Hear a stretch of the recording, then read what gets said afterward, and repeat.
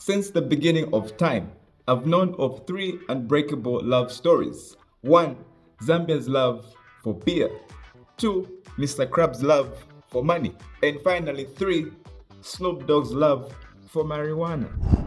But part of that changed when Snoop Dogg himself announced to the world that he was giving up smoke. Now, this came as a shock because this is the man who's inspired millions of people to start smoking weed. He's made music about weed. He's even made a movie about weed. This man has been high in different area codes, different parts of the world. The people who may be disappointed the most could be his suppliers. I have a list of countries that I know you've been to. Tell me if you have a hookup in Mexico. You have somebody in Mexico? Sí, señor.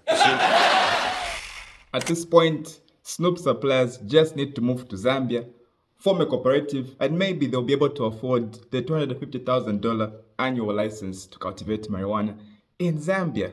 However, much, much closer to home, another man has given up his ability to get high. And I'm talking about Malawi's president, Mr. Lazarus Chakwera.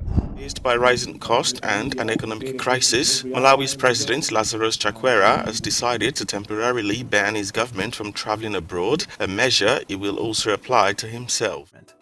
This decision comes on the heels of the International Monetary Fund's approval of a $175 million loan for the Southern African nation. According to an online publication known as Malawi Nation, between September 2020 and December 2022, the Malawian president had made 27 international trips to 17 different countries. And while in an interview, his Information and Digitization Minister said the public shouldn't be concerned about the trips, but what the government is bringing from the trips. This is talk that even back here in Zambia, we're familiar with. Rather than 17 countries, our president in his first 2 years did 35. Can you top that? We're also told what's coming from these trips is what's important.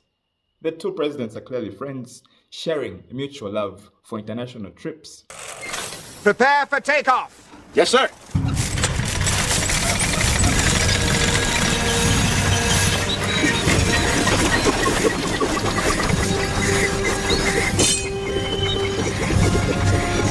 Mr. Fox, are you sure? No!